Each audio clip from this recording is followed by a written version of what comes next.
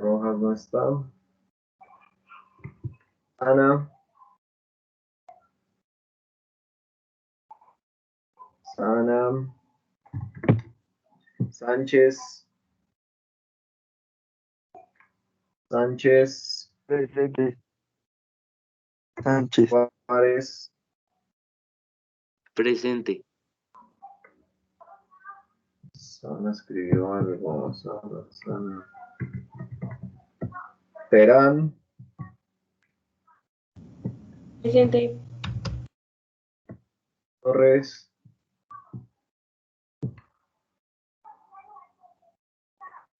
Torres.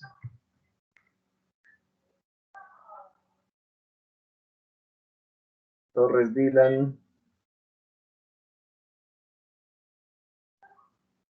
Torres Dylan. Torres Juan. Torres Juan. Ninguno de los Torres vino a clase. Sarasa. Presente. Listo. Clase Valeria Torres. Señor, ¿quién habló? Profe, yo sí estoy en clase. ¿Quién es yo? Valeria Torres. Ay, Valery Torres sí está, pero la llamo y no contesta. Listo, a ver, hay algunos por aquí en sala de espera, llegan tarde como siempre.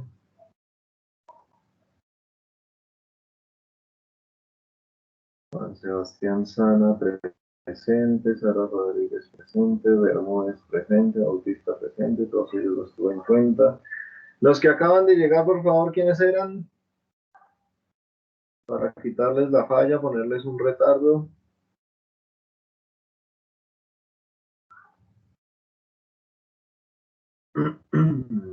Nadie acaba de llegar, prefieren la falla.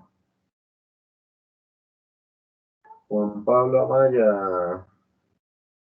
Profe, yo acabé de llegar porque es que se me había ido el internet y me prestaron un celular con datos. Listo, no te preocupes, Juan. ¿Nadie más llegó tarde? ¿Prefieren quedarse con la falla? La falla Profe. es el retardo. Profe, Señor, ¿quién me habla? Jerónimo Moreno, es que yo estoy trabajando desde un portátil, desde un computador de escritorio y mi hermana me lo desconectó por accidente y hasta ahorita me pude conectar. Ay, caramba, las hermanas sí son terribles. Listo, no hay problema. Listo, ¿hay alguien más que haya llegado ahorita? Juan Pablo, ¿puedes bajar la mano? ¿O vas a preguntarme algo? Listo, como que no me iba a preguntar nada. Listo. Bueno, ya no veo a nadie más que esté por ahí preguntando, que esté diciendo que llegó tarde. Listo, vamos a dar inicio a nuestra clase. Y para dar inicio a nuestra clase, entonces vamos a preguntarles a mis queridos niños. Entonces, ¿ya están viendo la imagen? Sí, señor. Sí, señor. El Imperio Romano de Oriente. Listo, gracias chicos. Ustedes ya tuvieron una tareita sobre este tema. Este tema lo vamos a ver rápidamente para poder pasar a otro tema. Pero entonces quiero saber de pronto ustedes qué me pueden contar de este Imperio Romano de Oriente, de este Imperio Bizantino. ¿Qué vieron en sus tareitas? Profe, yo vi que es un imperio, que era un imperio muy comercial, que digamos tenía buenos recursos. Era un imperio muy comercial, sí señor, tenía muy buenos recursos, tienes toda la razón. ¿Qué más encontramos por ahí? Que favoreció el Imperio Bizantino. ¿Me favoreció qué? No escuché. El Imperio Bizantino, profe. ¿Me favoreció al Imperio Bizantino? Sí, porque es el Imperio Bizantino. Obviamente ellos se favorecieron a sí mismos. Profe, y también Ellos querían recuperar la Tierra Santa en el año 1095. No, espera. Sí, señora. Habría que analizar de pronto qué es eso de la Tierra Santa, ¿no? Sí, el Papa Urbano convocó por primera vez a una cruzada para conquistar Tierra Santa en un concilio. Exactamente, listo. Vamos a ver un poquito más adelante qué es eso. Sobre eso de la Tierra Santa. ¿Qué son eso de las Esto cruzadas, es no? de historia, ¿cierto, profe? ¿Cómo? Esto es de historia. Sí, esto es historia, tienes toda la razón. Ok, perfecto, gracias. Estamos en clase de historia, efectivamente, estamos viendo esto del Imperio Romano de Oriente o el Imperio Bizantino. Entonces, chicos, este Imperio Romano de Oriente es muy importante. Vamos a ver cuáles son las razones de este Imperio Romano, por qué se vuelve tan importante para pues para Europa como tal y para nosotros como parte de la civilización occidental. Yo ya les he dicho y les he hablado precisamente que nosotros hacemos parte de la civilización occidental. Y les he dicho que nosotros hacemos parte de esta civilización occidental es precisamente porque nosotros somos herederos de esa cultura europea. ¿De acuerdo? ¿Por qué somos herederos de esa cultura europea? ¿Quién me contesta?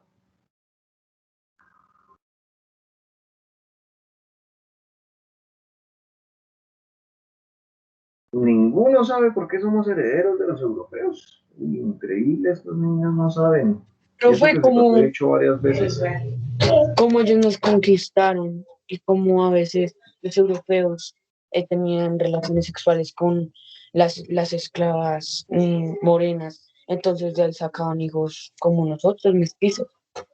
Sí, señor, tienes toda la razón. Por ahí va el asunto.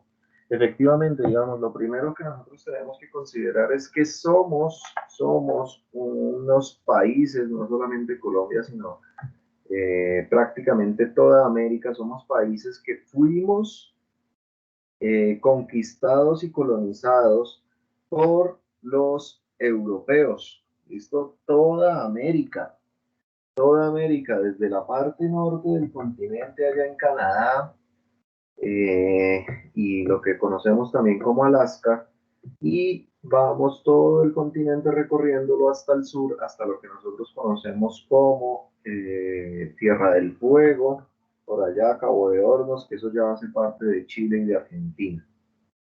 ¿Listo? Entonces, todo el continente, podríamos asumir, podríamos decir que todo nuestro continente hace parte de esa civilización occidental. Y esa civilización occidental, pues digamos que está muy íntimamente ligada a lo que nosotros hemos estado viendo en la clase de historia.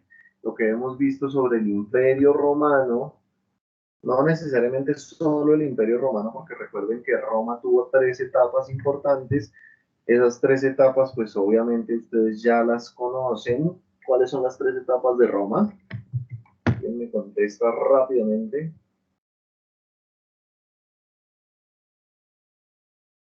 No todos a la vez, Dios mío. Estos chicos chiquitos no se acuerdan de nada. Las 3 etapas de Roma. La primera empieza con M. ¿No se acuerdan cuáles son las 3 etapas de Roma? No, señor. No se acuerdan, Dios mío, con estos niños. Monarquía, profe.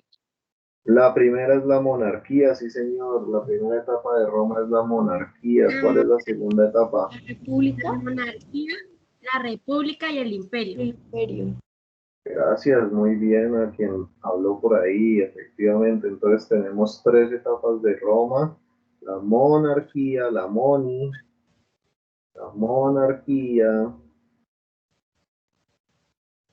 la La república y el república, perdón, con esa letra tan horrible.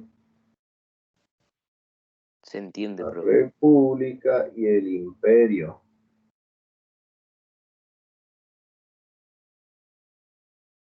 ¿Listo? Esas son las 3 etapas de Roma. Nosotros, y yo se los he dicho varias veces, nosotros en este momento somos una república, la República de Colombia. Nuestro nombre oficial, digamos así, es República de Colombia. Nuestro nombre completo es República de Colombia. Y nosotros heredamos precisamente de esa República Romana ciertas cosas. Por eso nosotros podemos considerarnos, aparte de que fuimos conquistados por los europeos, específicamente nosotros por los españoles, ¿listo? Pero aparte de eso, pues estos españoles venían y todos los europeos venían con unas ideas específicas sobre cómo debe funcionar, digamos, un país, cómo debe funcionar un estado, cuáles deben ser las normas, las leyes, etcétera, etcétera, etcétera. Todo eso nos hace a nosotros precisamente ser parte de la civilización occidental. ¿Listo? La gran mayoría de personas aquí en Colombia, podríamos considerarnos parte de esa civilización occidental. ¿Qué personas aquí en Colombia de pronto no se podrían considerar parte de esa civilización occidental? Profe, los indígenas. Los indígenas, sí señor, tienes toda la razón, muy bien, los indígenas.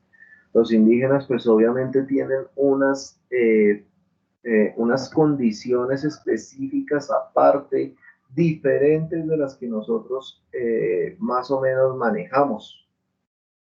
¿Listo? Entonces, como tienen unas condiciones distintas porque sus tradiciones, su historia, su cultura, su religión es diferente, pues obviamente no podríamos establecer, digamos, esa similitud exacta particular con la civilización occidental.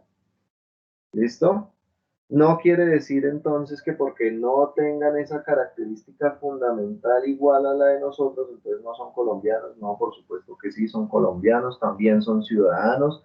En ese aspecto sí hace parte de lo que nosotros entonces concebimos como, obviamente, parte de esa civilización occidental que garantiza ciertos derechos y que garantiza ciertas cosas, ¿no?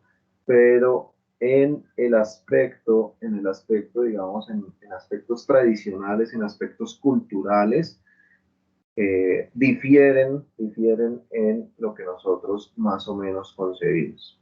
¿Listo? Entonces tenemos que tener en cuenta también estas condiciones. Listo, entonces ya vimos, recordamos una vez más porque nosotros somos parte de esa civilización occidental. Recordamos una vez más cuáles fueron esas etapas de Roma y vamos a dar inicio entonces rápidamente a nuestro tema de Roma, del Imperio Romano de Oriente, o lo que se conoció como el Imperio Bizantino. ¿Listo? Entonces recordemos chicos que Roma era un gran imperio, pero este gran imperio fue dividido en 2 pedazos. ¿Listo? Uno de esos pedazos tuvo su capital en Constantinopla y el otro pedazo quedó la capital en Roma y en otro momento estuvo en Milán. ¿De acuerdo? Entonces, en este momento nosotros podemos considerar que Roma se divide en 2 pedazos y lo que nosotros hablamos de Imperio Bizantino o Imperio Romano de Oriente es esta parte que ustedes están viendo de color amarillo. ¿Listo?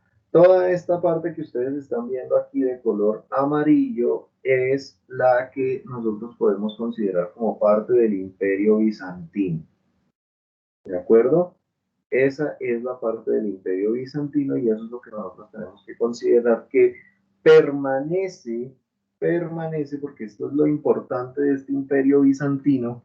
Nuestro Imperio Bizantino permanece más allá de la caída de Roma. ¿Listo?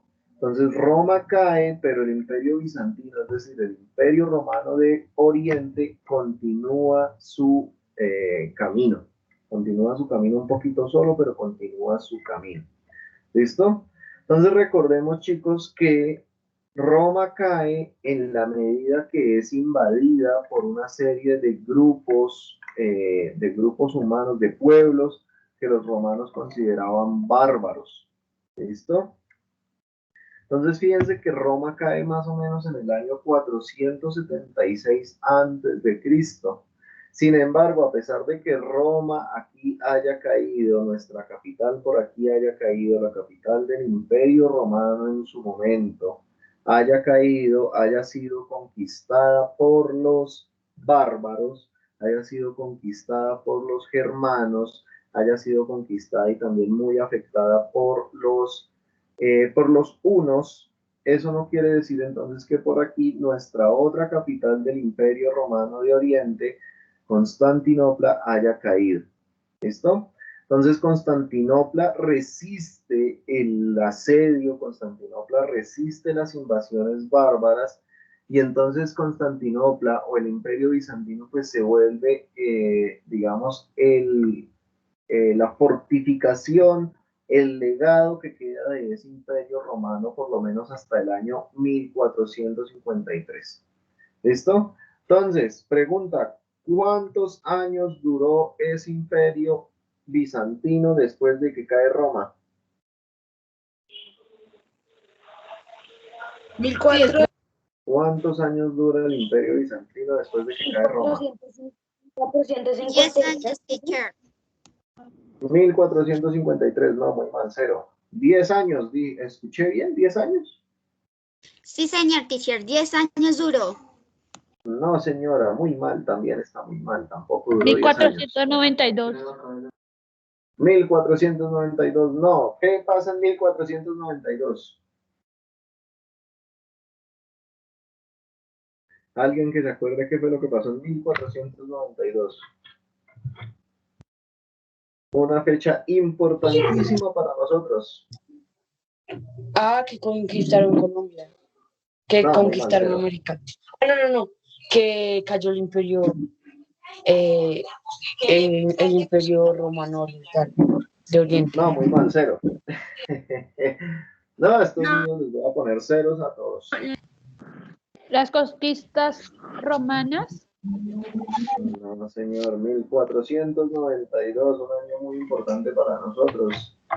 Llega Colón con sus 3 carabelas aquí a territorio americano, lo que se conoce como el descubrimiento de América en 1492. El 12 de octubre, profe. El 12 de octubre, sí señor, 12 de octubre de 1492, llega el señor Colón por aquí a las islas del Caribe. Pero entonces no me están respondiendo mi preguntita. ¿Cuánto duró después de que cayó Roma? Después de que cae Roma, el Imperio Romano de Occidente, ¿cuánto tiempo duró más o menos? Después de que cae Roma, ¿cuánto tiempo duró el Imperio Bizantino? 1000 años. 58 años. 1000 años. No sé por qué están hablándome de 58 años. Roma cae en el año 476. Lo peor es que la diapositiva lo dice. Roma cae en el año 476. Y Constantinopla resiste y resiste y resiste hasta el año 1453, cuando al fin es conquistada.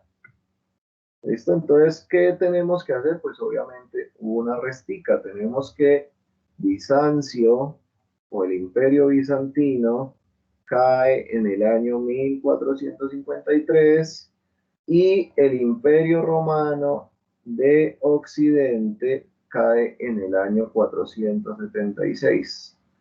¿Listo? Entonces fíjense que tenemos aquí una restica que tenemos que ir prestando por aquí, tenemos que ir prestando por aquí y tenemos que ir prestándole a este que nos quedó por aquí. Entonces, de 6 a 13 hay 7, ¿cierto? De 7 a 15 hay 8. De 4 a 13, ¿cuánto hay? ¿Quién me dice? 9, profe. 9. Fíjense entonces más o menos cuánto dura el Imperio Bizantino. El Imperio Bizantino dura más o menos 987 años. Aquí en la diapositiva nos dice, sin embargo, otros 1000 años. Ah, no, mentiras. El Imperio Bizantino adherente prosiguió, sin embargo, otros 1000 años. No exactamente 1000 años, pero pues por algunos añitos menos. ¿Listo? Realmente es un poquito irrelevantes esos añitos que le faltaron para los 1000. Entonces, fijémonos, chicos, que el Imperio Bizantino, el Imperio Romano de Oriente o el Imperio Bizantino, continúa 1000 años después de que cae Roma, 1000 años después. ¿Y en manos de quién cae el Imperio Bizantino? Ah, bueno, entonces cae en manos, es decir, ¿quién conquista el Imperio Bizantino? Conquista el Imperio Bizantino los turcos musulmanes. Son estas personas, los turcos musulmanes, los que terminan con el Imperio Romano de Oriente o con el Imperio Bizantino. Recuerden que Imperio Romano de Oriente es lo mismo que Imperio Bizantino. ¿Listo? Imperio Romano de Oriente es lo mismo que Imperio Bizantino. Entonces, una persona muy importante para el Imperio Romano de Occidente. ¿Quién es? El emperador Justiniano. Perdón, para el Imperio Romano de Oriente, para el Imperio Bizantino. ¿Quién es el emperador Justiniano? ¿Listo?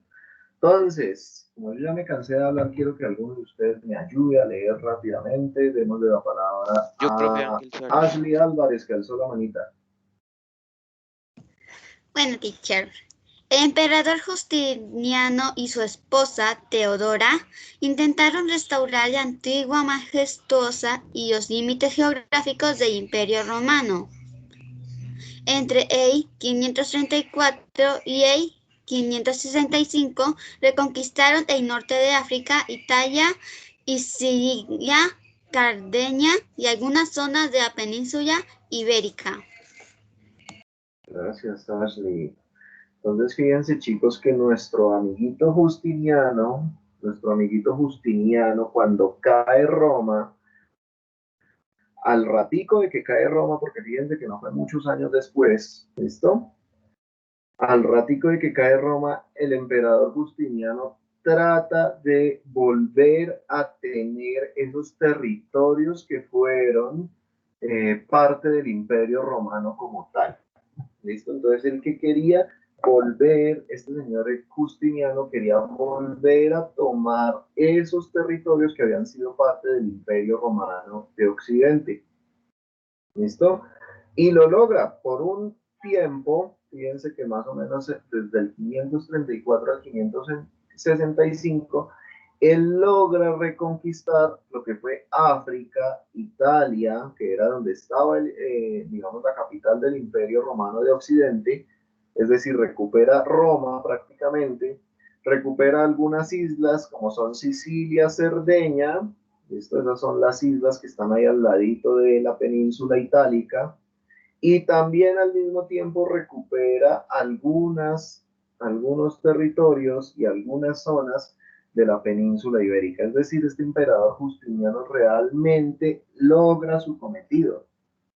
¿Listo? Este señor logra conquistar muchos territorios que antes pertenecían a los romanos. El problema es que, pues obviamente, digamos, Roma ya había caído y Roma ya había perdido todos estos territorios, pues porque era muy difícil tener el control de todos estos territorios y era un gasto bastante fuerte que tenían los romanos.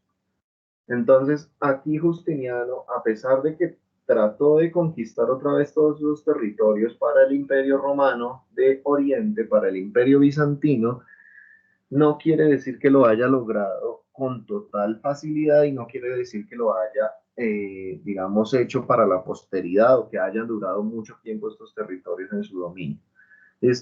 Esto le contrajo a el señor Justiniano muchos gastos. tuvo que construir muchos edificios, tuvo que construir muchas cosas, y eso lo que hace es generar, pues obviamente, que todos estos gastos empiecen a disminuir el precio a disminuir la capacidad que tiene el emperador de controlar todos estos territorios. Todos esos gastos generaron pues que él fuera perdiendo paulatinamente, es decir, desde a poquitos, fuera perdiendo de a poquitos su control frente a estos territorios. ¿Listo? Entonces, ¿qué es lo que nos tiene por aquí este imperio bizantino para nosotros? ¿Qué es lo que nos genera este imperio romano este imperio bizantino para nosotros? Y es, por ejemplo, la recopilación del derecho romano. Es decir, muchas de nuestras leyes, y las personas, por ejemplo, que quieren ser abogados, de pronto alguno de ustedes algún momento ha pensado en ser abogados, pues muchas de esas leyes que nosotros tenemos hoy en día hacen parte de eso que los romanos ya se habían inventado hace mucho tiempo, que es el derecho romano. ¿Listo? Los bizantinos son los que se ponen a recopilar, es decir, se ponen a buscarlos y se ponen a guardarlos, se ponen a buscar todos estos elementos del derecho romano para poder entonces lograr mantenerlos para el futuro, lograr mantenerlos para otros lugares. ¿Listo? Entonces, por ejemplo, ellos hablaban del código, es decir, eran unas leyes que habían sido escritas por el imperio, habían sido escritas por el emperador. ¿De acuerdo? Entonces este código precisamente lo que hablaba era de esa cantidad de leyes que había hecho el emperador. También hablaba de los digestos, que eran decretos y sentencias que habían generado, que se habían creado desde el emperador y desde las leyes como tal que se establecían en Roma. ¿Listo? También nos hablan de las novelas. Las novelas, no piensen que son entonces esas novelas que nosotros vemos en televisión o las novelas que de pronto leemos en los libros, sino que son leyes, las novelas son leyes que son dictadas después de que se generan esa codificación y esa recopilación de ese derecho romano. ¿Listo? O sea, son como nuevas leyes. ¿Listo? Y entonces tenemos también que estos señores también generaron los institutas, que eso, pues obviamente estamos hablando, eso de código, digestos, novelas, todo esto son palabras latinas, ¿no? Entonces todas estas palabras pues nos hablan también de manuales, por ejemplo en el caso de las institutas nos habla de manuales de enseñanza, es decir, los romanos cómo le enseñaban a las personas ciertas cosas. Entonces, cuando nosotros, por ejemplo, hablamos de un instituto, usualmente estamos hablando de un centro de enseñanza, ¿sabes? Donde se le enseña a las personas ciertas cosas. Por ejemplo, se le enseña, no sé, de pronto puede ser también un colegio, pero al mismo tiempo puede ser un lugar donde se les enseña un oficio. Por ejemplo, no sé, ser carpinteros. O pueden enseñárseles otras cosas. Por ejemplo, a sembrar la tierra, no sé, muchas cosas. ¿Listo? Entonces, fíjense que esto es importante para los romanos. Fijémonos también entonces, como ya ustedes me habían dicho, el imperio bizantino también tiene esta característica importante, es que el imperio bizantino entra a dar un impulso económico y cultural a todas sus regiones. Es decir, en Bizancio, pues obviamente se empiezan a comerciar muchos elementos. Y uno de esos elementos, por ejemplo, es el gusano de seda.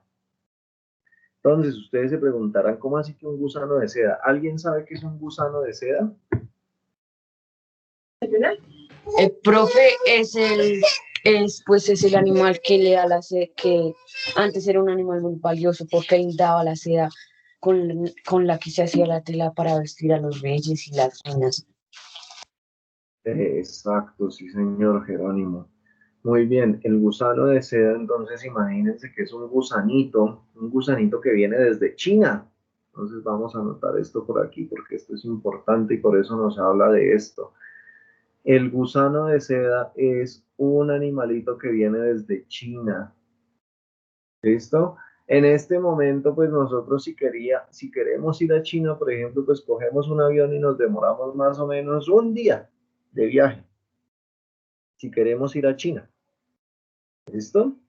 Pero en este momento, en este imperio bizantino, cuando nosotros estamos hablando entonces de estos gusanitos de seda que vienen desde China, pues eso es un problema porque China para esta época estaba muy lejos. No quiere decir, chicos, que entonces en este momento China se nos haya acercado o se le haya acercado al imperio o se le haya alejado al imperio bizantino. Lo que pasa es que como nosotros contamos con mejores sistemas de transporte, pues podemos considerar que China ya está un poquito más cerca. Esto nos demoramos más o menos un día, si nos vamos en avión, obviamente. Pero para las personas de esta época, que estamos hablando más o menos del siglo V, del siglo VI, pues estas personas, pues obviamente el viaje hasta China era muy largo, porque lo primero lo tenían que hacer por tierra, y entonces ese el viaje por tierra, pues era prácticamente atravesar todo el continente asiático. Entonces, fijémonos que esto era un inconveniente para ellos y por eso esa seda que se traía desde China era muy valiosa. Tenía muchísimo precio porque el viaje desde China hasta Europa era muy costoso. Entonces, pues obviamente tenía ese costo de ese viaje, tenía que suplirse con lo que se vendía y, por ejemplo, pues se vendía solamente esa seda del gusano de seda, solamente se le vendía a los reyes. ¿Listo?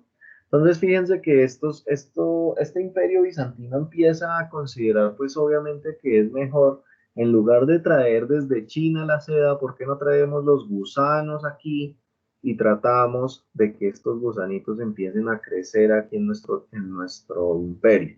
Por eso nos habla del inicio de la aclimatación del gusano de seda. Es decir, vamos a mirar cómo hacemos para que este gusanito que es de otra parte del mundo trate de venir aquí, trate de tener pues otros gusanitos y con esos gusanitos nosotros generar la seda. ¿Listo? Constantinopla se vuelve un lugar muy importante porque es el cruce del comercio en esa época mundial. ¿Listo? Es el cruce del comercio entre el extremo de Oriente, que es representado por China, y el cruce del comercio con Europa, que podríamos considerar que es el extremo occidente. Entonces, ese camino desde Europa hasta China era muy largo y Constantinopla estaba en toda la mitad. Constantinopla se vuelve el centro del comercio en ese momento. Por eso es que Constantinopla entonces tiene un impulso económico muy importante y con ese impulso económico, pues entonces Constantinopla empieza a preocuparse por el arte, empieza a generar mayor arte. Y por ejemplo, entonces tenemos esa imagen que ustedes ven ahí, que es la iglesia de Santa Sofía, que está en Constantinopla. Fue construida en Constantinopla, pero hoy en día eso no se llama Constantinopla. ¿Listo? Hoy en día ese nombre de Constantinopla ya no se usa, ya no se llama Constantinopla, hoy en día se llama Estambul. Y Estambul, nosotros en Estambul encontramos precisamente esta iglesia de Santa Sofía. ¿Listo? Entonces, ¿qué tenemos por aquí? Tenemos pues obviamente unos altibajos de este imperio bizantino. Ay, permítanme un segundo que llegó por aquí alguien, Sara Rodríguez. Tenemos unos altibajos de este imperio bizantino. ¿Cuáles son los altibajos? Pues tenemos unas pérdidas de territorios bastante importantes. ¿Cuáles son esas pérdidas de territorios? Pues por ejemplo con los persas. ¿Listo? Ellos pierden guerras con los persas, entonces recuerden aquí, perdón, aquí se los hago con el punterito. Todo este territorio que ustedes ven aquí en verde, ¿sí están viendo el mapa más o menos? Todo este territorio que ustedes ven aquí en verde al ladito derecho de Constantinopla, pues entonces eso era territorio del Imperio Bizantino. El problema es que ese territorio va a perderse en contra de los persas. ¿Listo? Pero también va a tener pérdidas con los lombardos, va a tener pérdidas con los lombardos, que los lombardos ya son pueblos bárbaros que están en Italia, que entran en Italia. Va a tener pérdidas de territorio con los eslavos, que también son parte de esos pueblos bárbaros que ya estaban conquistando Roma. Y también al mismo tiempo entran a tener pérdidas con la expansión árabe y con la expansión del Islam. ¿Listo? Entonces, por ejemplo, aquí en España nosotros vemos que todo este territorio es conquistado por los árabes. Lo que hoy se conoce como España, en un momento dado de la historia fue conquistado por los árabes. ¿Listo? Sin embargo, también tenemos entonces una fase de recuperación, una fase de auge que tiene este Constantinopla. Se abren nuevas rutas de comercio, que era lo que estábamos hablando ahorita. Este imperio bizantino empieza a tener muchísima influencia sobre el mar Egeo, que es este mar que ustedes ven aquí. No todo el mar Mediterráneo, pero sí empieza a tener muchísima influencia sobre este mar Egeo y empieza a tener muchísima influencia sobre el mar Negro. ¿Listo? Y se produce lo que se llama como el cisma de Oriente. Vamos a ver qué es esto del cisma de Oriente. Entonces, ¿qué es el cisma de Oriente? Yo creo que quiero que alguien me ayude a leer esta diapositiva, por favor. ¿Quién me ayuda? ¿Quién me ayuda? Vemos de la palabra a ver, ¿quién tiene la manita alzada? Jimena. Jimena Bella. El cisma del Oriente, la lucha iconoclasma. Se inició cuando el emperador León el Isauro ordenó la destrucción de todas las imágenes de Jesús, la Virgen y los santos. El Papa condenó esta destrucción. Aparece dos grupos, los iconoclatas y los inclonodulos. La ruptura definitiva. La patriarca Porcio El patriarca. El patriarca Porcio se enfrentó al Papa, con la cual la ruptura está latente. Las crisis se hacen efectivas con el patriarca Miguel Cerulario, 1054, declaró a la Iglesia de Oriente independiente de la de Roma. Gracias, Jimena. Entonces, fíjense, chicos, que aquí lo que pasa cuando hablamos de un cisma, estamos hablando de una ruptura que venía presentándose una situación específica y de repente se rompió lo que estaba pasando. Hubo una pelea entre las partes, digámoslo así. Pero no cualquier pelea, sino una pelea bastante fuerte. Por eso hablamos de una ruptura. ¿Listo? ¿Cuál fue la pelea que tuvieron en este momento la iglesia que estaba en Roma, la iglesia católica que estaba en Roma, y esta iglesia, digamos que se encontraba aquí en el Imperio Bizantino? Entonces la pelea se da cuando este señor León el Isauro, que era el emperador del Imperio Bizantino, cuando este León el Isauro, ¿qué fue lo que hizo? Pues este señor cogió y dijo que todas esas imágenes de la Virgen, todas esas imágenes de Jesús, todas esas imágenes de los santos, pues todas estas imágenes, digamos, no eran representativas de la religión como tal y no deberían adorarse estas imágenes. Esto no deberían mostrarse como partes porque pues esto genera, digamos, confusión en las personas. Aparte de eso, pues digamos que esa era la excusa que tenía este señor León, pero lo que él realmente quería era, como emperador, pues tenía la idea, era de que las personas solamente tuvieran, digamos, la imagen de él como emperador presente. O sea, era una pelea política que tenía el señor con la religión de Roma. Entonces, en este momento es cuando salen, digamos, esa lucha que tenía él con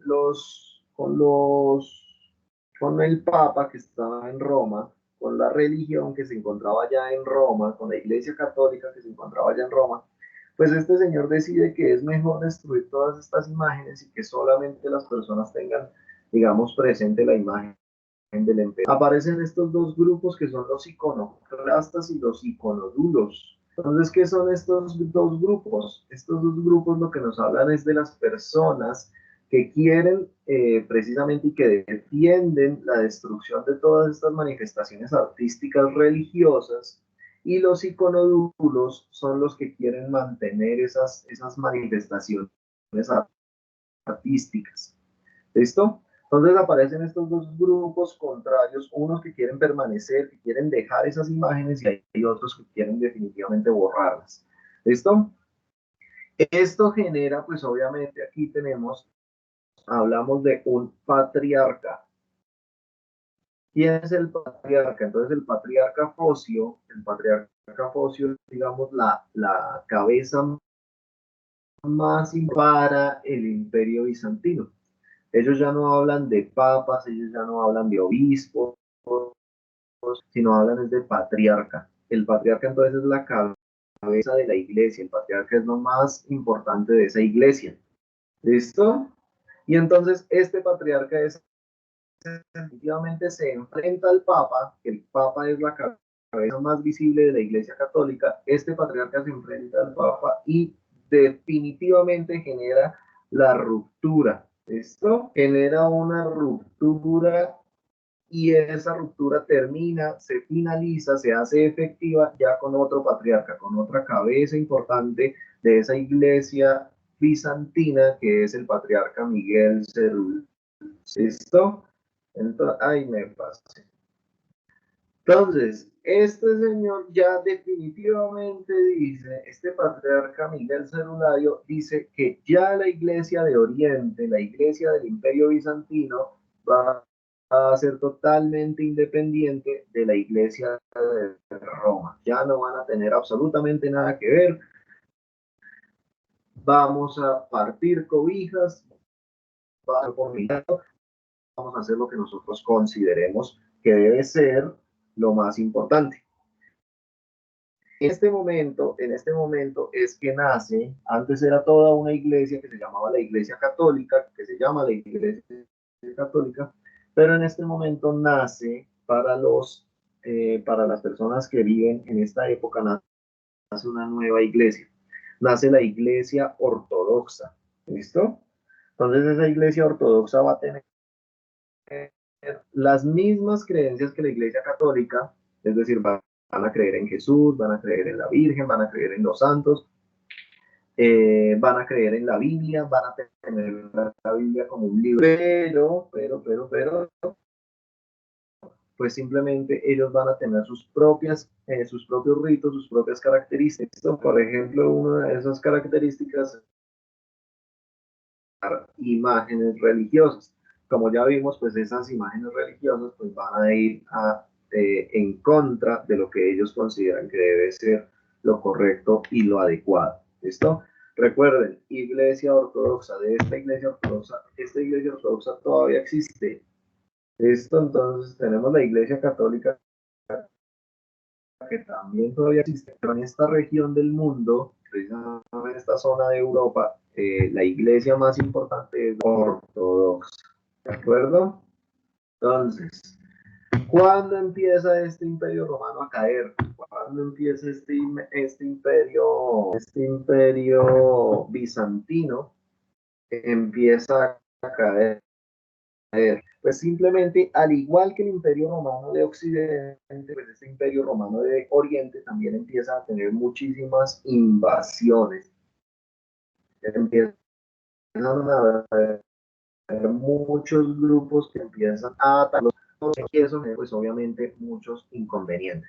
Entonces aquí vemos, por ejemplo, muchos de esos grupos del Imperio Bizantino, que lo empezaron a invadir desde el año 1057 y terminan su invasión hasta el año 1453.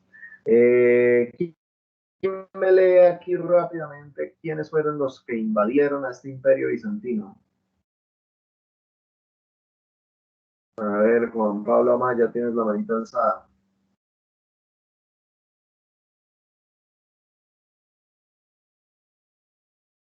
Juan Pablo.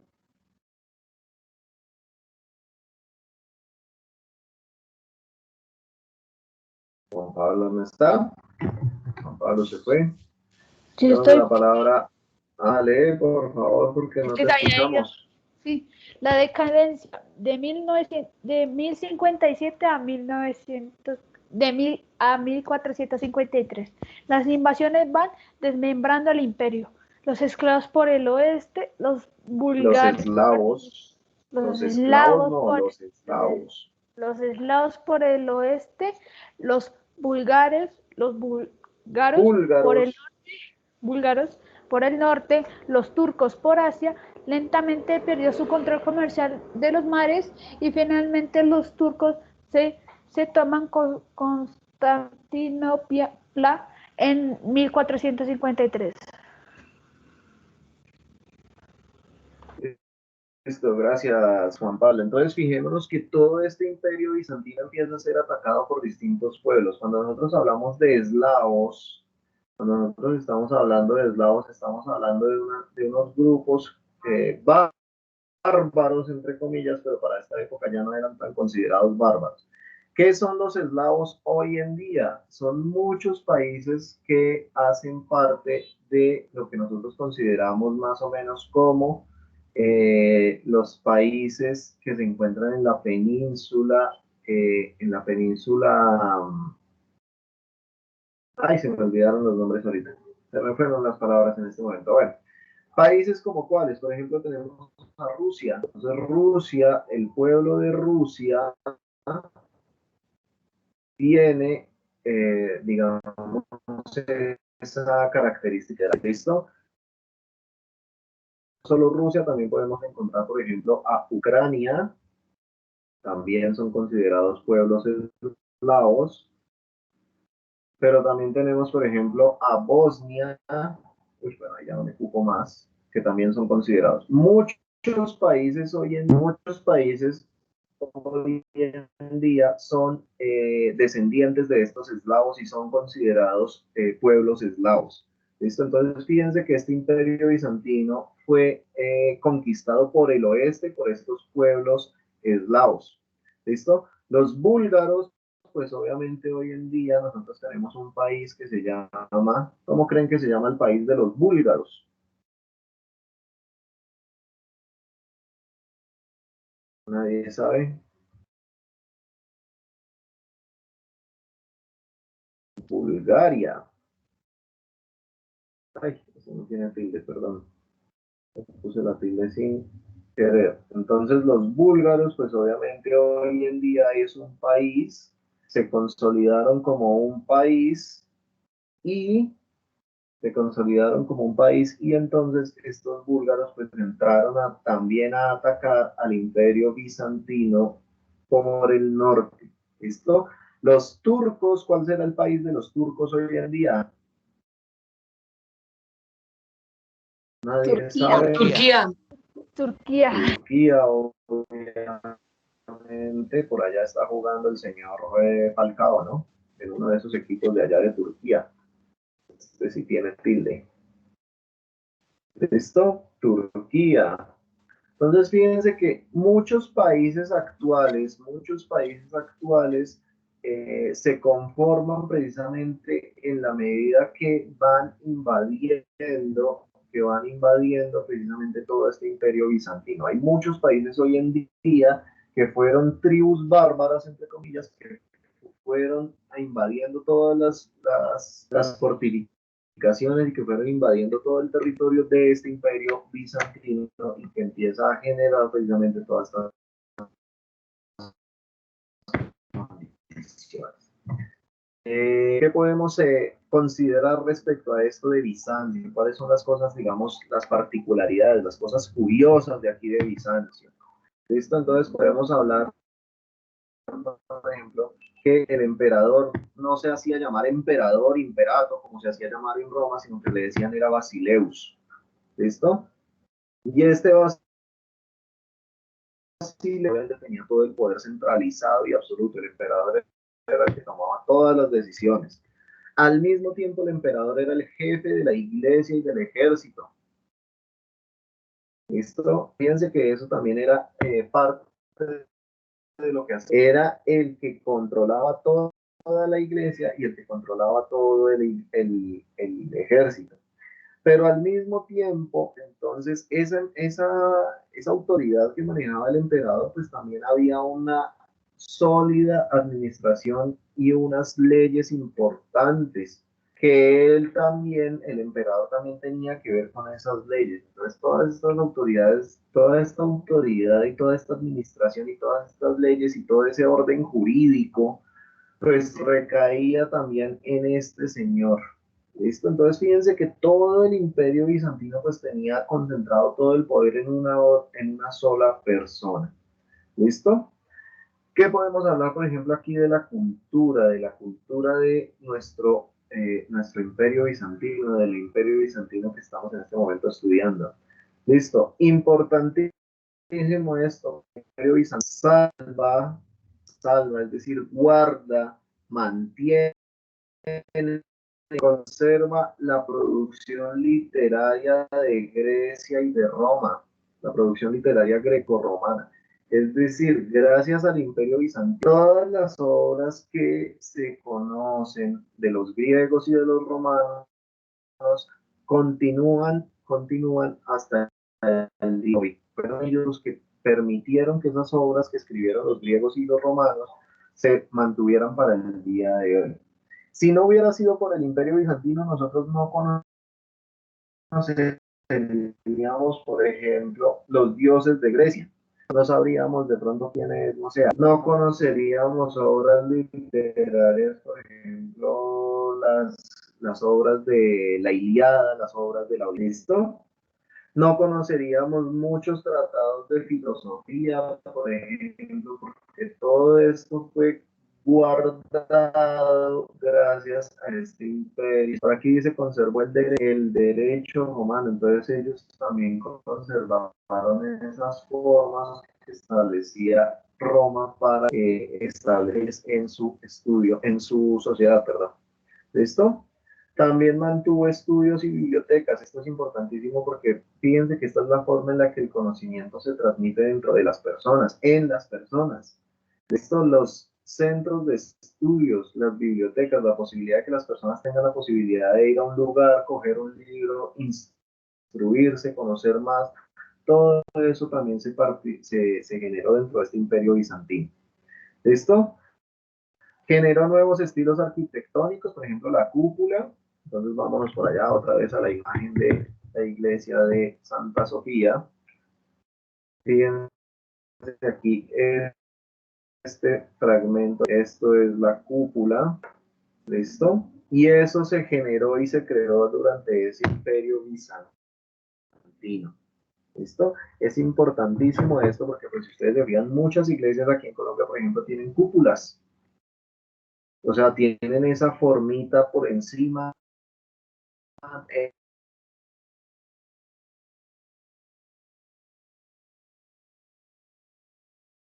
el techo. Estoy diciendo todos esos dibujos muy bonitos que de pronto encontramos gigantescos donde está Jesús, donde está. Son dibujos pequeños que hacen en su conjunto una obra de arte, pero son dibujos pequeñitos. ¿Listo? También fomenta el gusto por las artes, enseña a los esclavos la escritura. Esto es importantísimo también, chicos, porque es el primer imperio que se preocupa más o menos por los esclavos. Se preocupa que ellos aprendan a escribir, pero no piensen que se preocupó porque ellos escribieran, porque ellos eran muy buenos y querían que los esclavos aprendieran y se educaran. No, simplemente porque los esclavos empezaban a llevar cuentas y era más fácil que estos esclavos llevaran las cuentas de las actividades que ellos mismos hacían. ¿Listo? Entonces, también influye en el renacimiento europeo. Eso es algo que vamos a ver un poquito más adelante y vamos a analizarlo con más detenimiento un poquito más adelante. Listo, bueno, entonces aquí tenemos, por ejemplo, miren, aquí está la cúpula. Entonces, Aquí nosotros vemos precisamente esta cúpula que ustedes ven aquí. Voy a poner el láser. Esta es una de las cúpulas que ustedes ven aquí. Esto que ustedes ven aquí junto a esta imagen de por aquí son esos mosaicos, esos dibujos pequeños, esos dibujos que hacen en su conjunto una gran cantidad de elementos arquitectónicos y artísticos muy, muy llamativos. Entonces aquí tenemos otros mosaicos también que hacen parte de la manifestación artística del Imperio Bizantino. Bueno, chicos, nuestra clase de historia ya finalizó, me pasé un poquito, entonces vamos a dar 5 minuticos de descanso. Descartemos por aquí. Vamos a dar 5 minuticos de descanso para que ustedes se puedan estirar, para que puedan ir a hacer otras cosas, ir a comer, ir al baño, lo que ustedes esto, y ya volvemos a iniciar. No se desconecten, ustedes ya saben que no se tienen que desconectar. ¿De acuerdo, muchachos? Entonces 5 minuticos, son las 8:36, nos vemos a las 8:41. Ya hablamos. No se Bueno, desconecten.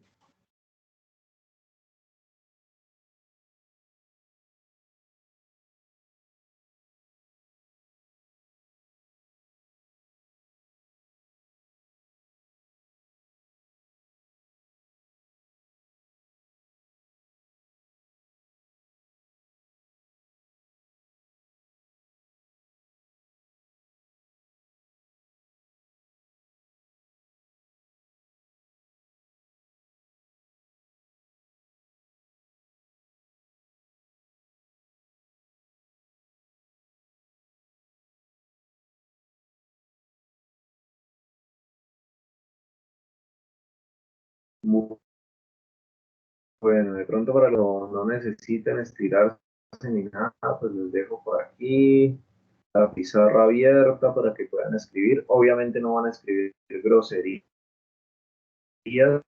porque esa no es la idea, es que escriban lo que quieran, hagan rayones, quieren, puedan hacer un dibujito si quieren, lo que ustedes quieran, pero sin escribir groserías. Y les recuerdo que la clase está grabándose y pues obviamente se puede saber quién escribe todo lo que está ahí. Si quieren ahí escribir, pueden poner textos, pueden poner pegatinas o notas o lo que sea. Bueno, ahí les dejo 5 minuticos de descanso.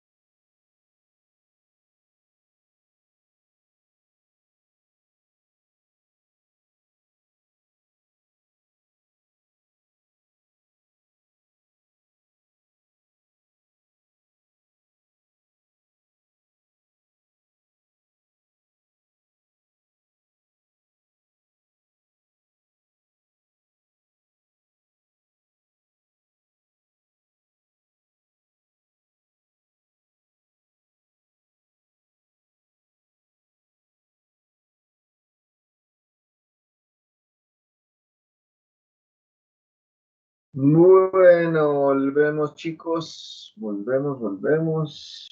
Veo que por lo menos alguien está con figuritas.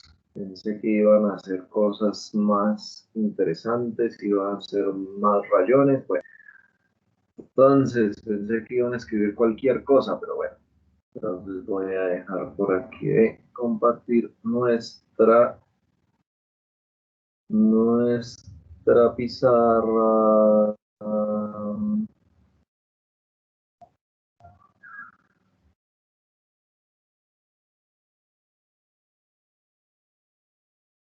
Ay, esto no era. Deje de compartir, gracias. Listo. Entonces, ¿tienen dudas, comentarios, inquietudes, sugerencias sobre lo que vimos de Bizancio? No, señor. Todo claro. No, señor teacher. Señor teacher, Profe Angie Mariana López me dice que si la puedes dejar entrar. Uy, no vi ese mensaje. Angie Mariana López. No veo por aquí a Angie Mariana López. ¿Será que intentó entrar y se le cayó el internet o qué pasaría? Bueno, cuando estoy en clase y estoy con la presentación no veo nada de lo que pasa en Teams, así que eso es un problema. Entonces, pues si llegan tarde y yo ya inicié mi clase, es un porque no puedo ver qué es lo que está pasando en el programa, en Teams. Entonces, pues, bueno, ojalá Angie Mariana vuelva. Vamos a ver entonces nuestra clase de geografía. Vamos a hacerlo un poquito cortico porque esto pues ya lo hemos visto también.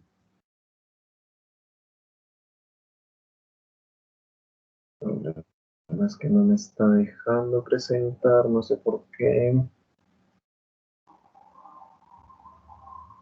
A ver, qué es lo que está pasando.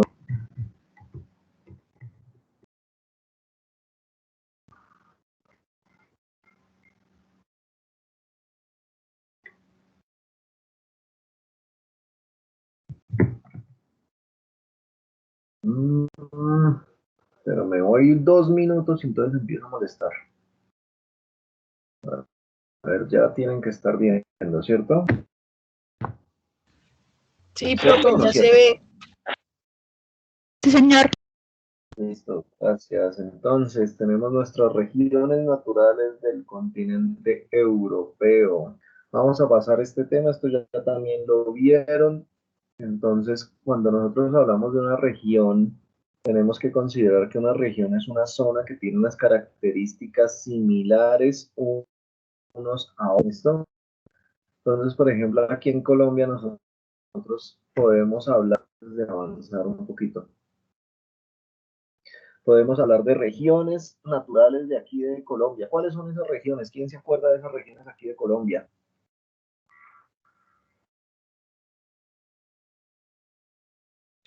Nadie se acuerda de las regiones en Colombia, Dios mío. Eso lo vieron en primaria, estoy segurísimo. Teacher, Ay, así como la terrible. región andina. Sí, señora, esa es una de las regiones aquí en Colombia, la región andina. ¿Y por qué, ya que me hablaste, Ashley, por qué esa región andina? O sea, ¿por qué dividimos el país en regiones y por qué hay una que se llama andina?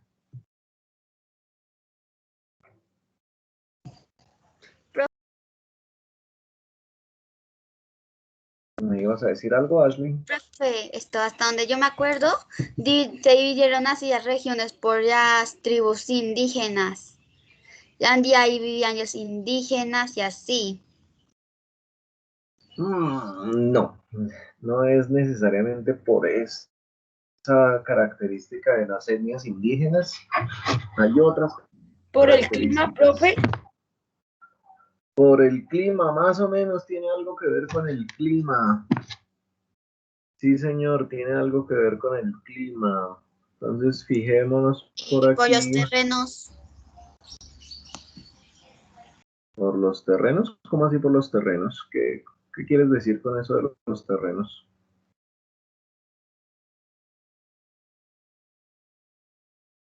Ashley, ¿cómo así que los terrenos? Ay, uy, ¿por qué me apareció eso ahí?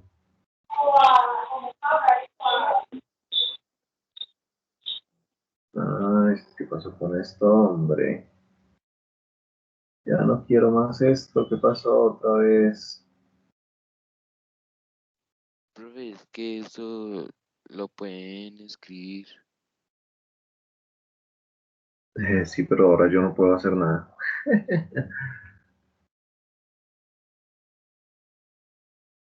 Ay, bueno, no importa. Entonces, dejo esto porque no sé, no me está funcionando.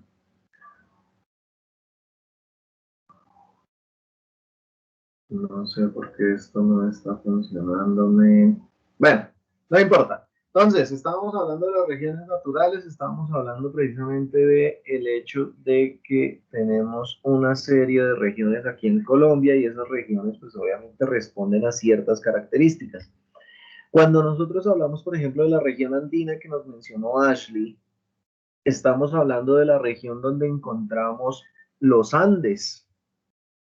¿Listo? Entonces, por eso era que te preguntaba, ¿cómo así que el terreno? Tenías razón cuando hablabas del terreno, de la geografía, digámoslo más que del terreno.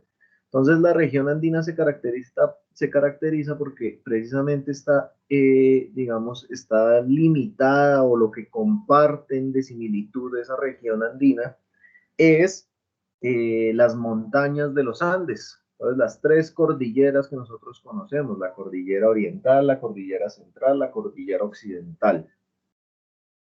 Esas tres cordilleras pues hacen parte de la región de los Andes y por eso esa región se llama región de los Andes, porque es todas las cordilleras.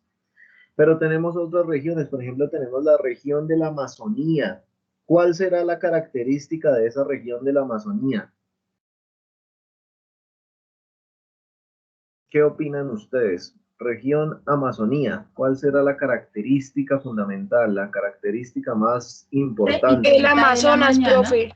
El Amazonas, obviamente. El Amazonas, por eso se llama la región de la Amazonía. ¿Listo? Entonces podemos hablar de esa región de la Amazonía porque lo que más se ve en esa región de la Amazonía es precisamente lo que nosotros conocemos como el Amazonas, como la selva del Amazonas. Ese gran bosque, esa gran selva que nosotros tenemos parte de esa selva y que tenemos obviamente que cuidar muchísimo. Esto desafortunadamente pues nosotros tratamos de cuidar las cosas, pero hay otros que no les importa y la están talando. Pero bueno, nosotros entonces tenemos esas regiones que tienen unas características similares. La región de la Amazonía es que tiene el bosque de la Amazonía.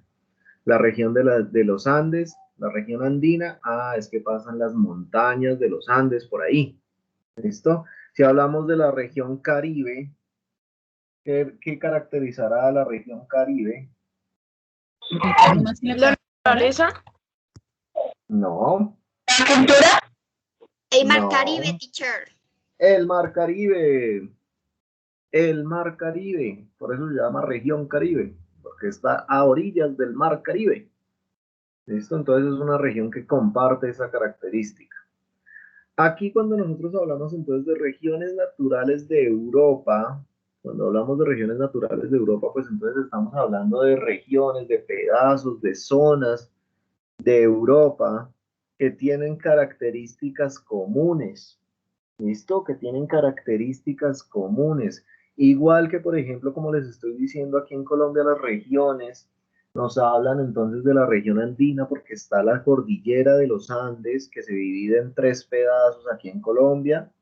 Cuando hablamos de la región de la Amazonía, entonces estamos hablando de la selva del Amazonas. Cuando hablamos de la región Caribe, estamos hablando entonces de la zona que está al lado del Mar Caribe, a orillas del Mar Caribe, etcétera. Pues Europa también tiene unas zonas similares. ¿Listo? Dentro de esas zonas similares, entonces encontramos, por ejemplo, la región de Europa del Norte. ¿De acuerdo? Entonces, Europa del Norte, entonces, esa región de Europa del Norte, pues está compuesto por ciertos países, unos más que otros. Por eso se ven entonces unos países de azul oscuro y se ven otros países de azul un poquito más clarito. Pero no quiere decir entonces que estos países sean unos más importantes que otros, sino que lo que pasa es que esos países oscuritos comparten, digamos, con mayor intensidad las características, comparten las similitudes entre ellos, las comparten más que los países de pronto que están un poquito de azulito clarito. Entonces, ¿cuáles países hacen parte de esa región de Europa del Norte? ¿Quién me lee rápidamente sus países ahí? A ver, Ashley. Pues ahí dice que Suecia, Noruega, Dinamarca, Finlandia, Islandia, Estonia, Letonia y Lituania. Y Lituania, sí señora, listo. Entonces, efectivamente, esos países que ustedes están viendo aquí, entonces son parte de toda esta zona europea. Entonces tenemos por aquí a Suecia, este de aquí, tenemos a Noruega, esto, tenemos a Dinamarca, que sería esto de aquí, tenemos a Finlandia, que es este de acá. ¿Sí están viendo el puntero, cierto? Sí, profe. El puntero El láser. puntero láser, sí. Sí, señor. El puntero rojo. Sí, señora, gracias. Ese punterito. Entonces, esto es Finlandia, esto es Islandia, y estos países son los que se conocen como países nórdicos. Son los que más comparten esa característica de la región del norte. Pero estos países de azul clarito también comparten algunas de esas características. ¿Listo? Como cuáles, entonces tenemos Estonia, Letonia y Lituania, que son estos de aquí. Y fuera de nuestro cuadrito, pues tenemos otros países, por ejemplo, aquí Inglaterra, tenemos por aquí Irlanda, tenemos parte de Alemania, tenemos parte por aquí de los Países Bajos y partecita chiquita de Francia. ¿Listo? Pero como les digo, estos países de azul clarito, pues no tienen exactamente las mismas características y no comparten tantas cosas como estos países de azul oscurito. ¿Listo? Entonces, vamos a leer el primer punto. Quiero que alguien me ayude con el primer punto. Juan Pablo Amaya, que tiene la mano levantada. Primer punto, por favor. Listo. Después, Ángel Características. Suárez, el segundo. La riqueza de esta región está dada por sus bellos paisajes que lo hacen muy turísticos. Listo, chicos. Entonces, en esta región, especialmente en estos países nórdicos, hay unos paisajes muy, muy bellos, muy hermosos. ¿Listo? Estos paisajes, por ejemplo, no sé si ustedes han visto en internet, quizás han visto esos paisajes muy, muy nevados. En esta zona del planeta, estos países tienen unos climas muy invernales, demasiado frío hacia allá. Y entonces en esos momentos hay unos paisajes muy, muy nevados, unos paisajes donde hay mucha nieve por todo lado y eso genera pues unos paisajes, unos lugares con unas vistas muy hermosas. Aparte de eso, en esta zona del planeta, yo creo que de pronto ustedes han visto alguna vez o han leído algo de la aurora boreal. Entonces, la aurora boreal es un fenómeno que se presenta en la parte norte del planeta y desde estos países es que se pueden ver. Entonces, por eso es que estos países pues son digamos muy turísticos por esas condiciones. Aparte, pues como son países también que tienen como mucha nieve, pues entonces también se practican muchos deportes invernales. Entonces, por ejemplo, esquiar, patinar en hielo, ¿cómo es que se llama este otro deporte que andan en un carrito? Bueno, se me olvidó en este momento el nombre. ¿Listo, chicos? Suárez, por favor, lee el segundo punto. Sus recursos naturales están dados en la explotación de pesca y madera. Listo, entonces fíjense que en estos lugares pues hay muchos bosques de pinos más que todo. Entonces estos lugares pues explotan mucho madera, pero también como se encuentran al lado del mar, fíjense que están muy cerca del lado del mar, pues también tienen una explotación de pesca muy, muy importante. ¿Listo? María Fernanda Fierro, por favor, léeme el tercer puntico. En algunos países como Suecia o Finlandia hay una gran producción industrial. Listo, entonces esto es una característica, digamos que no es solo una característica de aquí, de esta parte de Europa, pero pues estos países tienen una gran producción industrial, es decir, tienen unas grandes industrias. En estos países se producen muchas cosas, muchos bienes, muchas cosas que nosotros utilizamos, pues entonces vienen de estos países. ¿Listo? Tenemos otra región de Europa. Entonces tenemos la región de Europa del Sur o Europa Meridional. ¿Listo? Entonces, ¿cuál es esa región de Europa del Sur, Europa Meridional? Fíjense que son estos países que tenemos aquí de azul como oscurito. Estos países como de azul oscurito, pero también tenemos por aquí la influencia de un país que ya habíamos estado viendo por ahí en la historia, que es Turquía. ¿Listo? Aquí esto es Turquía y aquí era donde se encontraba Constantinopla, que hoy en día se llama Estambul. ¿De acuerdo? Entonces, Jimena. Jimena, ¿me lees los países de esa región del sur? Sí, señor. Albania, Andorra, Bosnia y Herzegovina, Croacia, Grecia, Eslovenia, Italia, ARY, Macedonia, Malta, Montenegro, Portugal, San Marino, Serbia, España, Ciudad del Vaticano, Bulgaria, Mónaco, Chipre y Turquía. Listo. Hay algunos errorcitos por ahí en la pronunciación de estos países, pero bueno, no hay problema. Entonces, fíjense que, por ejemplo, tenemos a Albania. Albania se encuentra por aquí, son todos. ¿Se acuerdan que ahorita les estaba hablando de los países eslavos? Todos estos países son los países que nosotros podemos considerar eslavos, todos estos que se encuentran aquí en esta península. ¿Listo? Entonces tenemos a Albania, tenemos a Andorra, tenemos a Bosnia y Herzegovina, tenemos a Croacia por aquí, tenemos a Grecia por aquí en este pedacito de por aquí, tenemos a Eslovenia por aquí, entonces fíjense, eslavos, Eslovenia. ¿Listo? También tenemos por aquí a Macedonia, tenemos a Malta, Montenegro, son países muy pequeñitos, estos de aquí que estamos mencionando, todos estos que están por aquí son países muy pequeñitos. ¿Listo? San Marino, por ejemplo, es una islita que está aquí, una isla chiquitica que está por aquí. ¿Listo? Tenemos también a Serbia, que es uno de estos países de aquí.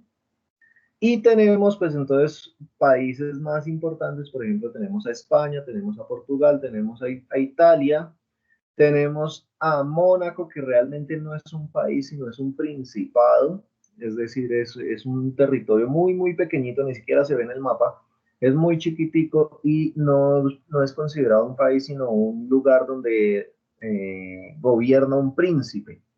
Esto no tiene, digamos, esa categoría de país como tal. Chipre también es una isla chiquitica y por aquí, como ya les había mencionado, está Turquía. ¿Listo? Entonces tenemos muchos países que se encuentran aquí. Vamos a mirar qué caracteriza esta zona. Entonces, por favor, Ana Oviedo, ¿me lees el primer puntico? Se destacan los cultivos de cereales y frutas críticas, especialmente las uvas. Críticas, no, cítricas. No me imagino una fruta criticona. Listo, entonces fíjense que en esta zona hay muchos cultivos de cereales y de frutas cítricas. ¿Listo? Aquí, por ejemplo, entonces nosotros tenemos muchos viñedos, es decir, lugares donde se cultivan las uvas.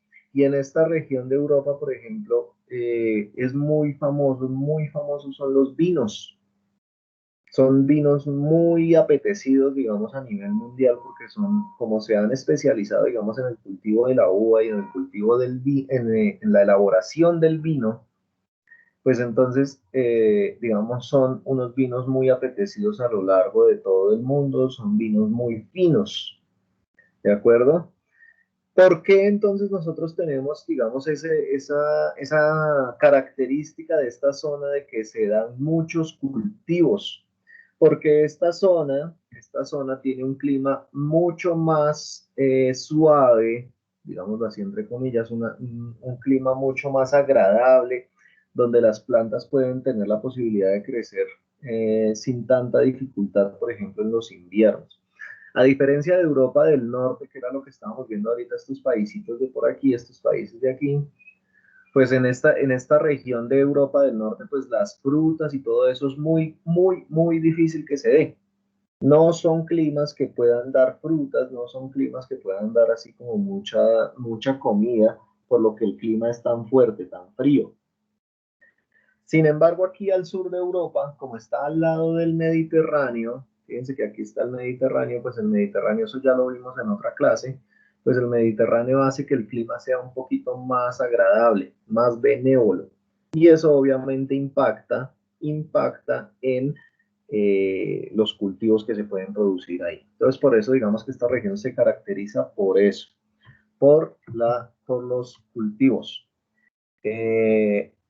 Ander, ¿me lees el segundo puntico? Sí, señor, profe.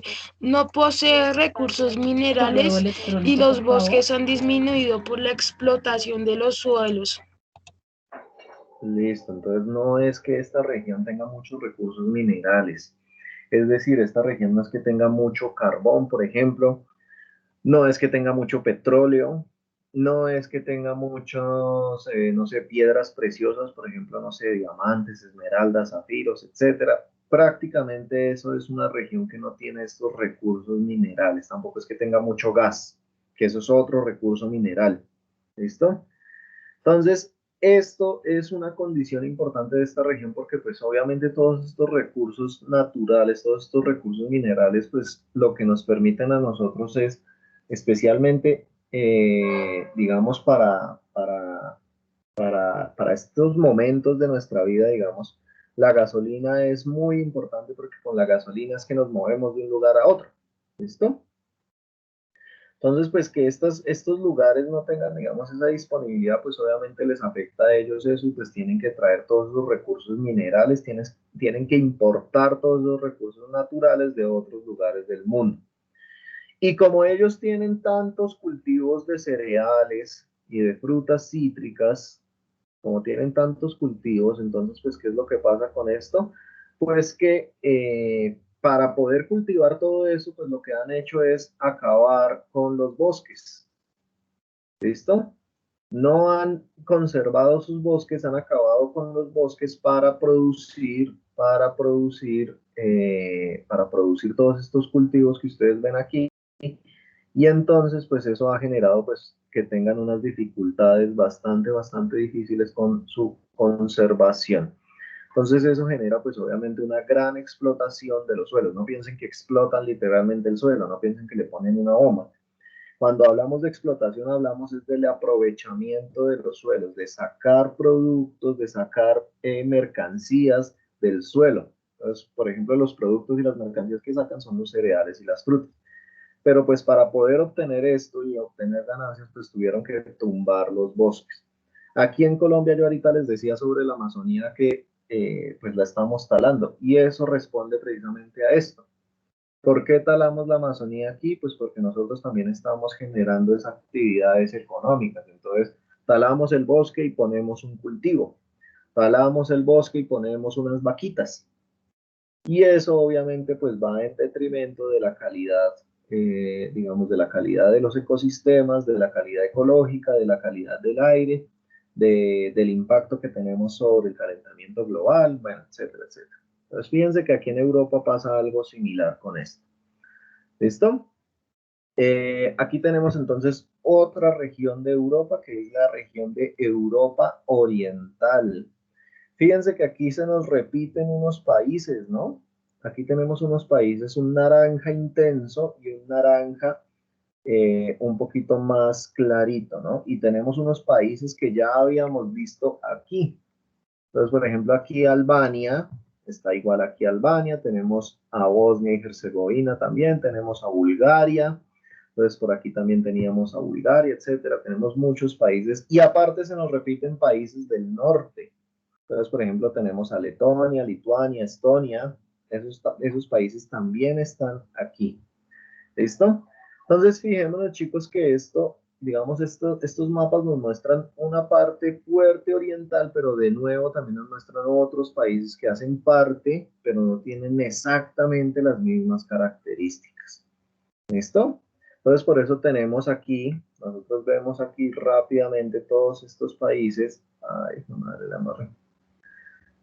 Vemos todos estos países que también hacen parte del sur, pero también vemos todos estos países que también hacen parte del norte. ¿Cuáles serían entonces esos países fuertes que hacen parte de Europa Oriental? ¿Cuáles serían esos países que hacen parte de Europa Oriental? Entonces tenemos aquí al país más grande del mundo, que es Rusia. Entonces, este es el país más grande del mundo. Este pedacito que ustedes ven aquí realmente es mínimo en comparación a lo que es Rusia, porque es que Rusia, recuerden que Rusia se extiende por toda Asia.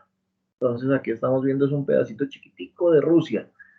Realmente Rusia es, como les digo, el país más grande del mundo y se extiende por todo el continente asiático. Y hace parte del continente asiático y hace parte del continente europeo. ¿Listo? También tenemos entonces aquí de nuestra Europa Oriental, tenemos a Bielorrusia, por ejemplo. Entonces, un país también que se considera de parte de Europa Oriental. Y tenemos por aquí a Ucrania. ¿Listo? También tenemos entonces a otros países como Eslovaquia y tenemos a otros países como Rumania, que hacen parte también de esto. ¿Listo? Entonces, ¿quién más tiene la manita? Ashley, ¿me lees el primer puntico, por favor? Sí, señor teacher. Cuenta como abundantes recursos que han favorecido el desarrollo industrial. Listo, entonces fíjense que nos está diciendo que cuenta con abundantes recursos. A diferencia entonces de nuestros amigos de Europa del Sur por aquí que nos decía que pocos recursos eran los que tenían, esta región de Europa Oriental, por el contrario, tiene muchos recursos. Esta parte de Europa sí tiene, por ejemplo, mucho petróleo, que era lo que estábamos hablando ahorita. Tiene mucho petróleo, tiene mucho gas. Ay, de lo que estoy escribiendo, hombre. Petróleo. Tiene mucho petróleo, tiene mucho gas. Al igual que la parte de Europa del Norte, pues también tiene muchísimos recursos forestales, es decir, tiene muchos bosques. ¿Listo? Recursos forestales, muchos bosques. ¿De acuerdo? Si ustedes se fijan, por ejemplo, aquí la parte norte de Rusia, pues está al lado del mar. Eso quiere decir que también tiene esa capacidad de pesca, aunque no es tan utilizada, digamos, porque esta parte del norte, si bien tiene mucha pesca, pues el problema es que esta parte del norte es casi el polo norte, es decir, está también congelado. Sin embargo, pues también tiene esos recursos. ¿Listo? Pero aparte de eso, pues también esta región es rica en elementos importantes para, digamos, el desarrollo de la sociedad moderna y es, por ejemplo, los recursos, ay, se me va en este momento el nombre, bueno, por ejemplo, el uranio. Materiales, elementos radioactivos, este es el nombre. ¿Listo? Entonces, ¿el uranio para qué nos sirve? Alguien que me diga para qué sirve el uranio. ¿Quién me dice? ¿Quién me dice para qué sirve el uranio? ¿Han escuchado? ¿Me repites la pregunta, por favor? ¿Para qué sirve el uranio? El uranio. No solo el uranio, ¿no? También el polonio. por ejemplo en Polonia. El uranio, ¿nadie sabe? ¿Han escuchado de las bombas atómicas? ¿Uranio? Profe, hasta donde sé, uranio Para es combustible, un profe. polvo científico que han utilizado para mirar huellas así. Hay Profe, muchos, profe. efectivamente, es un combustible, no puede ser considerado tanto un combustible, sino que realmente es un elemento químico muy importante porque es que en la medida que ustedes trabajan con el uranio, lo transforman, el uranio desprende mucha energía, muchísima energía. Entonces, por eso era que yo les decía que, por ejemplo, el uranio genera las bombas atómicas. Entonces, los científicos aprovechan esa capacidad que tiene el uranio de generar energía para destruir. A veces la ciencia está al servicio de la destrucción, ¿no? Entonces el uranio también genera esas bombas atómicas, pero no es el único, ¿no? El uranio, por ejemplo, también puede ser utilizado para generar electricidad. ¿Listo? Entonces, pues como desprende tanta energía, tantísima energía, pues lo que hacen las personas en las plantas atómicas, en las plantas de electricidad atómicas, no sé si ustedes han visto Los Simpson por ahí. Homero trabaja en una planta de estas. Una planta nuclear. En una planta nuclear, entonces lo que hacen es manejar precisamente estos recursos radioactivos, estos elementos radioactivos para generar electricidad. Bueno, entonces fíjense que esta parte de Europa Oriental tiene muchos recursos y esos recursos pues obviamente han favorecido también el desarrollo industrial, es decir, hay muchas industrias, hay muchas cosas que se producen en estos lugares. ¿Listo?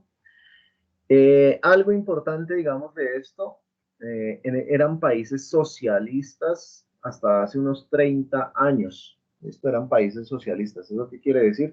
Que no eran países de pronto como nosotros los consideramos países capitalistas, sino que tenían una forma de gobierno, una economía, más que una forma de gobierno, tenían una economía distinta a la que manejamos nosotros. Sin embargo, pues esa forma de gobierno socialista pues ya cayó. Esa forma de gobierno pues se acabó hace 30 años y entonces se volvieron similares a lo que nosotros somos. Somos unos estados capitalistas. ¿Listo?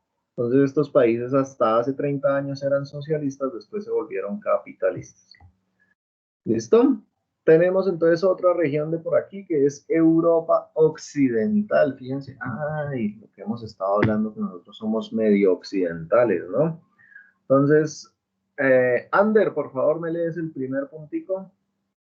No, mentiras, Ander, léeme los países de Europa Occidental. Profe, desde ahí no los veo, profe. Ay, no los ves. A ver, ya hacemos por aquí un zoom. Ahí ya los ves.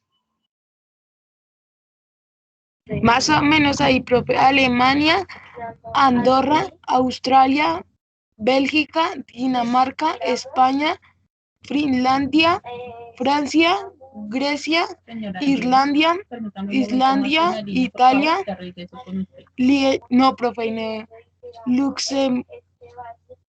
Luxemburgo, Mónaco, Noruega, Países Bajos, Portugal,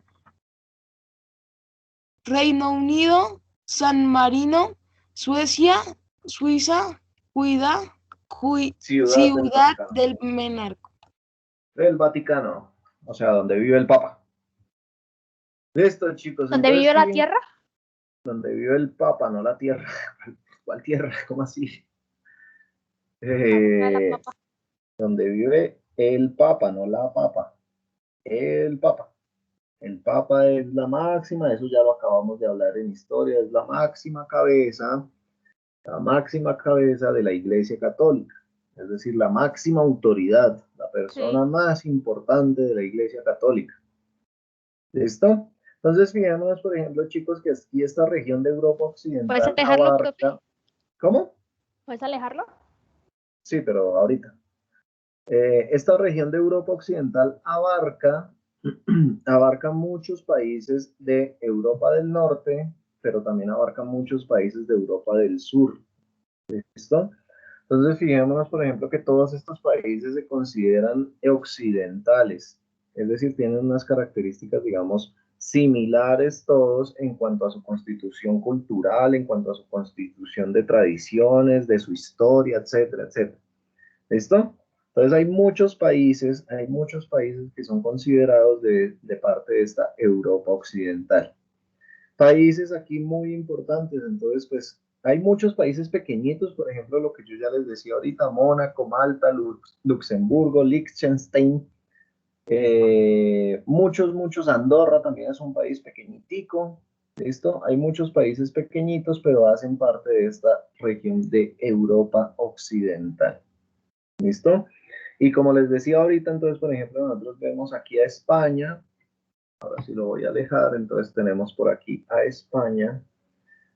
España es este de aquí, y entonces nosotros hacemos parte, como ellos nos conquistaron, nos colonizaron, nos dejaron muchas tradiciones, mucha parte de su cultura, pues obviamente nosotros también somos considerados como parte de esa civilización occidental. ¿Listo? Entonces, vamos a ver por aquí esta región. Ay, no, alguien que me haría esto. Ángel Suárez, tienes la manita alzada, léeme el primer punto. Esta región es rica en cuevas de huella. De hulla, no de huella. De hulla, perdón. De hulla. Entonces, más que todo eso de la hulla se encuentra en esta parte de Inglaterra. Se encuentra más que todo en esta parte de Inglaterra y en esta parte de Alemania. ¿Esto qué es la hulla? La hulla es un carbón. Es una clase de carbón y pues el carbón Es no como piensen carbón que... vegetal. No, ahí eso era lo que iba a decir. No piensen que es ese carbón que nosotros utilizamos para los asados, que ese es carbón vegetal, entonces cogemos un pedazo de madera y lo quemamos ahí para la carne y para los plátanos y para lo que sea que estemos cocinando. No, este es un carbón mineral. Vamos a escribir por aquí esa característica.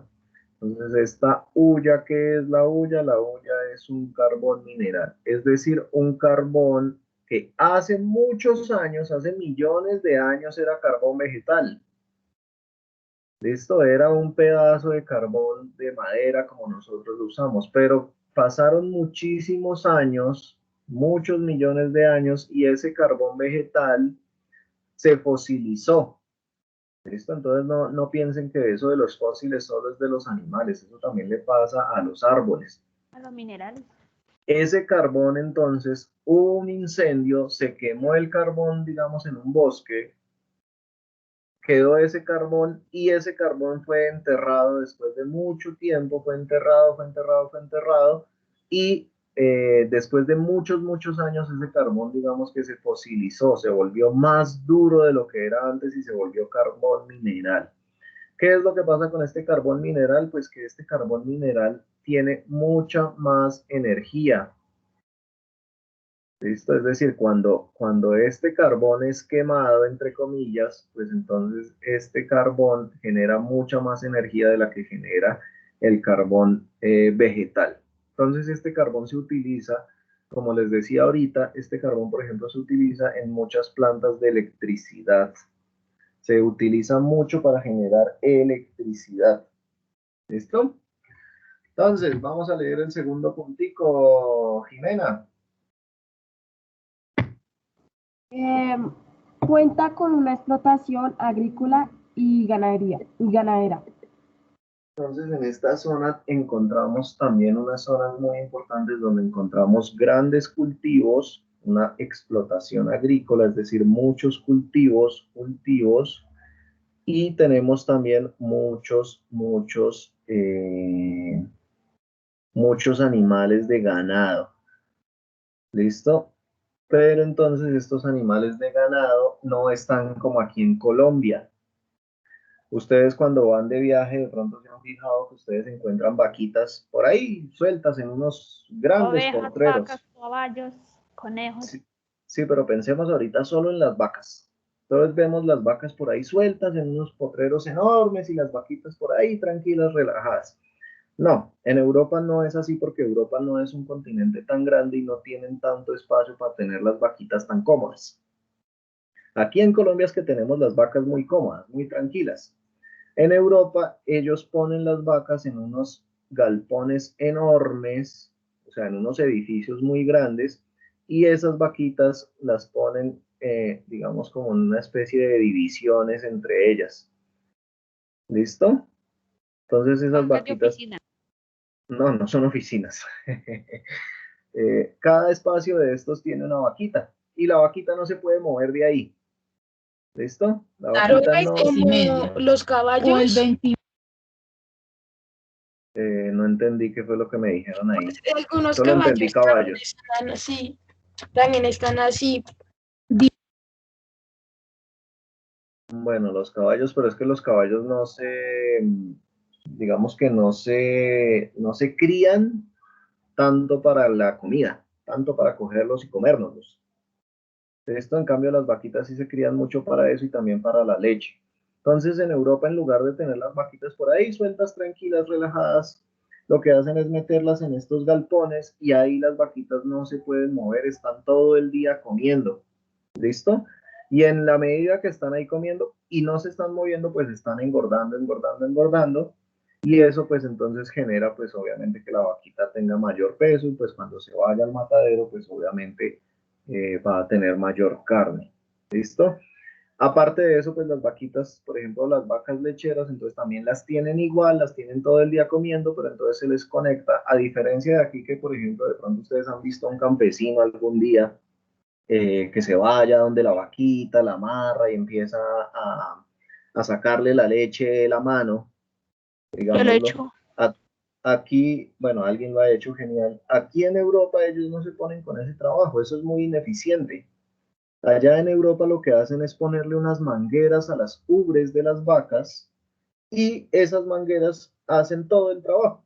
Entonces también tienen las vaquitas así encerraditas como ustedes ven aquí y simplemente hay unas grandes mangueras que llevan toda esa leche a unos contenedores. ¿Listo? Entonces esa leche precisamente es, digamos, esa es la forma de explotación ganadera que tienen allá. No es tanto así como lo vemos aquí en Colombia. Esta forma de explotación ganadera se llama explotación intensiva. ¿Listo? Es una explotación intensiva, es decir, las vacas no están por ahí dando vueltas. Las vacas no están suelticas, relajadas, caminando por un lado y por el otro. No, es una forma de explotación intensiva. ¿Listo? Y de esta zona, de esta característica, entonces, ¿quién me lee el último puntico de aquí? Ana Oviedo. Bueno, Ana, se ¿estás por ahí? destaca el desarrollo industrial, comercial y financiero.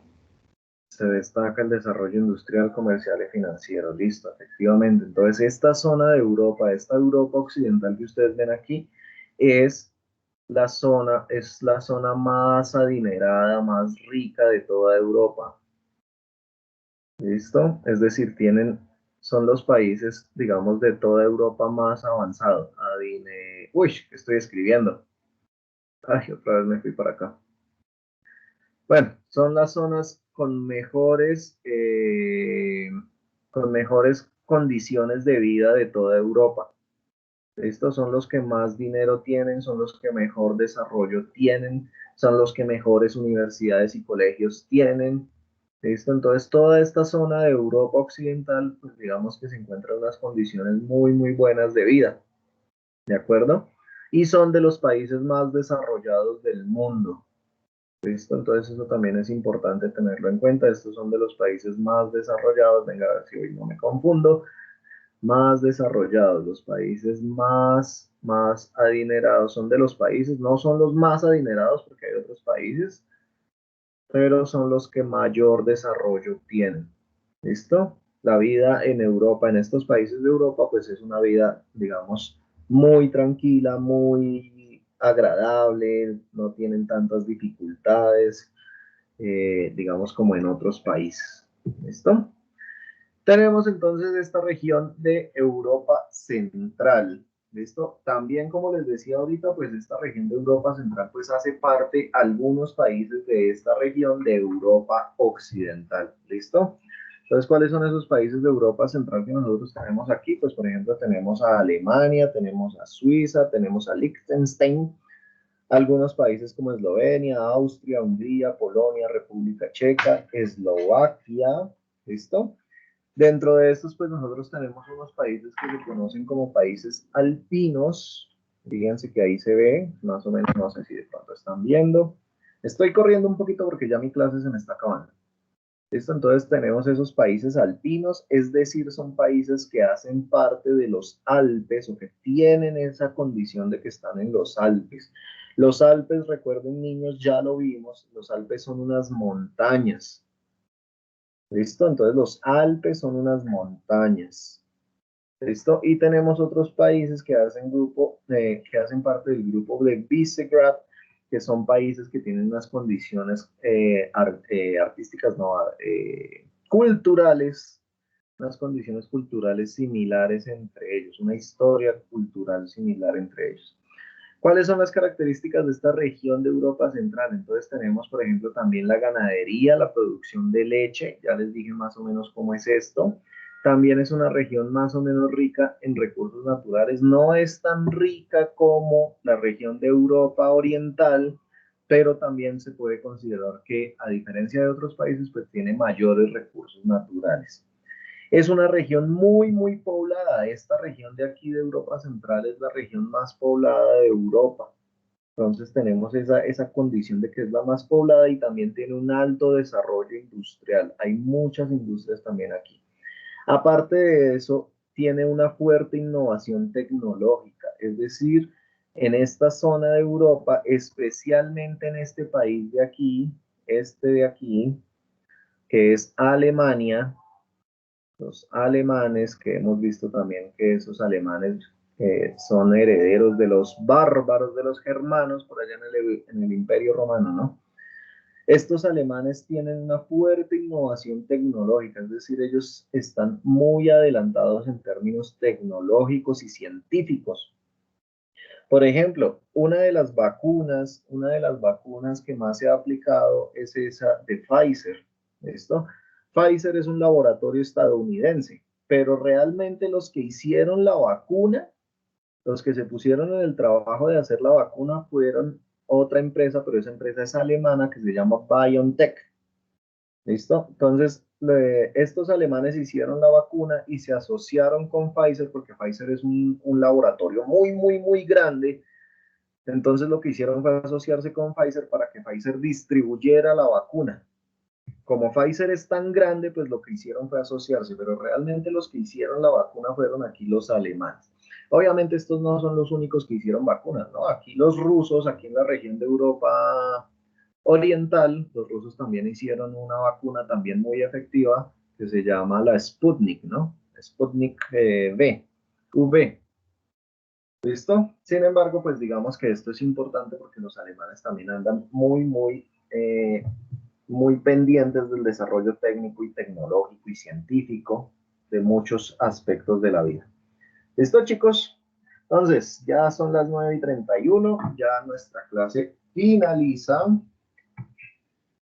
Entonces, pues, no siendo más, les agradezco su asistencia. No sé si tienen algunas dudas, comentarios, inquietudes. A ver, veo unas manitas alzadas. ¿Me quieren decir algo? ¿Me quieren preguntar algo? Ana, ¿me vas a decir algo o no? Listo. ¿Tienen dudas, comentarios? No. No, porque ya tendrían la manita alzada. Listo, chicos. Entonces, les agradezco asistir a la clase. Voy a detener la grabación.